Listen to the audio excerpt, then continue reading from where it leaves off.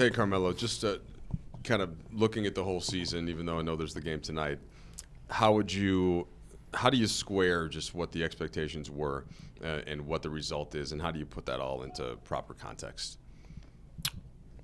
Well, I think we all knew what the expectations were. I mean, the team, the players, the organization, you guys, everybody knew what the expectations were. So anything less than that, we just didn't get it done. I think that's the only way I can put it, is that we didn't get it done and we didn't meet those expectations. We didn't exceed those expectations, and I don't think we even gave ourselves a chance to meet those expectations. When I say that, just from everything that was in our control and out of our control, and I don't think we kind of gave. I don't think we gave ourselves a fair shot this season to meet those expectations. And how do you just reflect on your own individual year within that context, and especially how things started, and how does that inform what you want to do going into next season? Well, I mean, it's honestly, it's hard to even think about this being the last game of the season. So to think about next season it's kind of hard to kind of put that in perspective right now. It's something I haven't even tried to think about, thought about. Again, I'm still trying to get over the fact that tonight is our last night for the season. Melo, couple questions. First of all, you're a free agent, obviously, this summer. Do you want to return? Was the situation, obviously, who knows what the roster will look like and stuff like that? But was the situation playing with LeBron for the first time, playing with AD, playing with the rest? Was it a situation that you enjoyed and something that you do want to explore moving forwards? Yeah, well, me personally, I mean, aside from just us not getting it done as a team, me personally, this was another chapter for me. This was another situation where I can say I've experienced it. I can finally check the box. I play with Bron, play with AD. We had on paper we were phenomenal on paper. So I mean, me personally, I had a good year, like personally, like just as far as just happiness and being able to go out there and compete, being able to do my part and play my part on this team, being able to be around the guys on this team and building camaraderie and building a bond and new friendships, that we created on this team. So from that standpoint, those are all the things that I felt very good about. Coming to practice, coming to the gym, coming to practice, working, enjoying the process, dealing with the process, and everything that comes along with that process. I've experienced it, and it was good days, it was bad days, but we got through it, and I got through it. And secondly, we've talked to guys, and they've said versions of what you said about things in control and out of control. But there's been a lot of focus on the things that have been out of control. I'm curious, how honest does this team, both in terms of decision makers and leaders, have to be with themselves about the things that could have been in control that didn't work, that the fits that maybe weren't right, the construction that maybe wasn't right? Like, I guess, like, how tough do the truths need to be coming out of this? Well, I think the truth starts with the individual. That each individual have to look themselves in the mirror and say what happened, what could they have done better, what could we have done better, and I think once you start with each individual, and I think slowly you'll get to the answer, and everybody probably will have their different variation of what that answer is, but to answer your question, yes, you have to face that. You have to face yourself first, and then everybody just need to be held accountable from a standpoint of we was all a part of this. It wasn't it wasn't just the coaches, it wasn't just the players. I mean, we all was a part of this, and I think as a whole we all should feel and take accountability for things not going our way. you mentioned the pressure, or I guess actually the expectations is what you mentioned, and then you mentioned we look good on paper.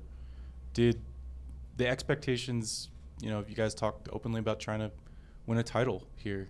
Did that just compound when stuff started to go wrong for this team? Did it make it harder to kind of battle back?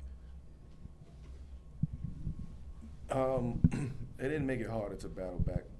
We've always talked about winning the championship. I think that's why this team was constructed the way that it was constructed. So that's always been our topic of discussion.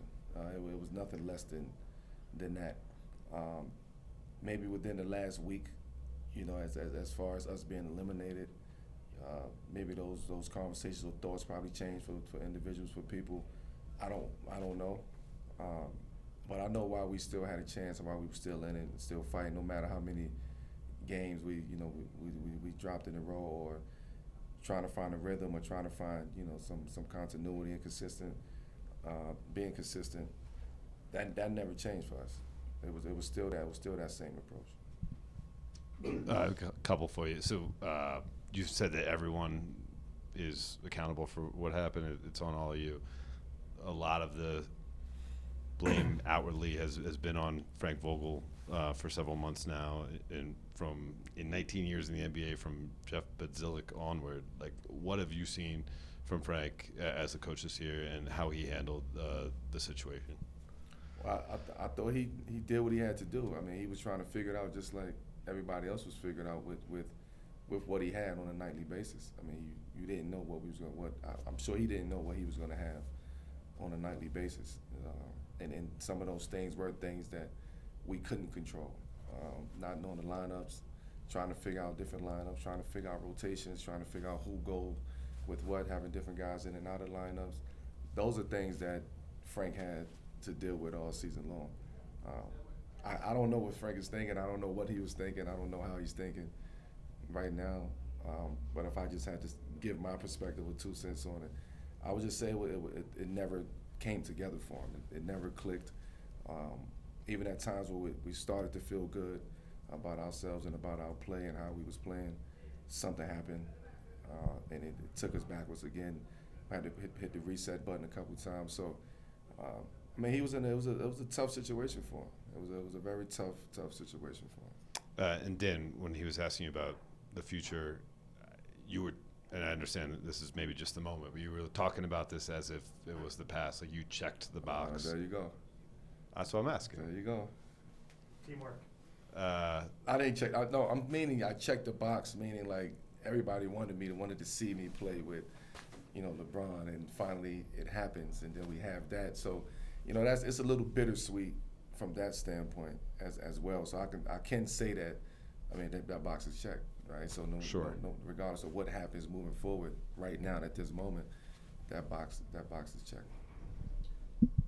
Melo, when you first got here, we talked to you at the beginning of the season about how the one thing not on your resume was a championship, and that's something obviously that you were pursuing.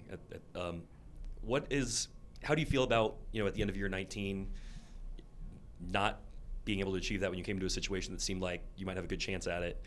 And then as you consider what you might do next, is the ring the thing? Is it role? Like, what are you going to prioritize when you're making a decision about what you want out of next season?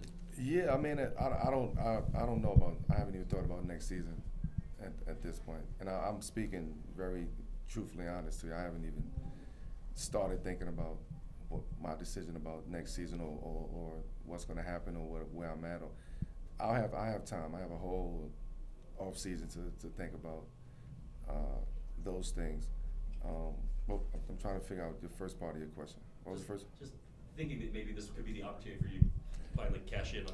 Yeah, I mean, I think for everybody, like when it first started to happen, it first started to come together. It was like, oh shit, okay, this piece, this is something that we can all figure out and make it work. And we relied on our experience. We relied on, our talent, our skill, our basketball acumen as a group and as individuals, and how we was going to put that together and you know, it was definitely championship dreams, definitely championship aspirations. That never changed. That mindset never changed. So as far as me, yeah, I mean, I want to win a championship. I've been trying for 19 years to win a championship, but I'm blessed.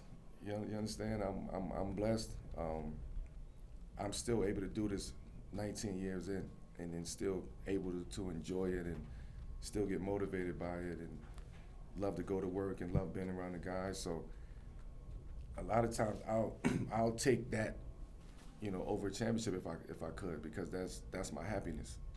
If I gotta be unhappy to try to go fight and win a championship, I don't want that. I don't want that unhappiness. I don't want that energy around me. So do I want a championship?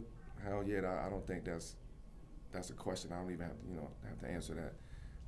But I think at this point in my career, it's about just being happy and being able to wake up and come to work every day with a good attitude, being positive, bringing guys along with you, teaching, talking, learning.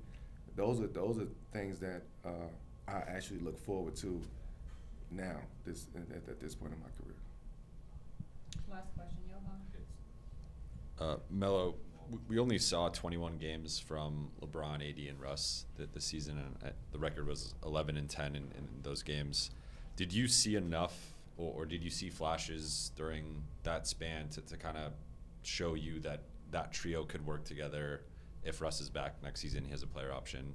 But you know, did you see anything, I guess, during that stretch that encouraged you for that partnership moving forward if it continues? Yeah, we saw it. We started to see why all this was put together. It was a moment during the season when we almost had a full roster, and we had the guys out there on the LeBron, AD, and Russ, and we had a real set rotation and set lineups.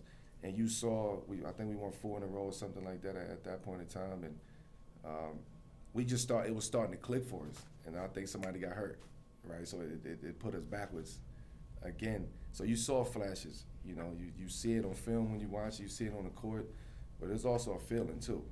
You felt that, and watching it, being a part of it when we had everybody together, you felt moments, and you saw like, damn, this is what it could be. And now we started to feed off of that, and something happened, and we take a step backward, take a couple steps backwards. So that's been the story of this season for us.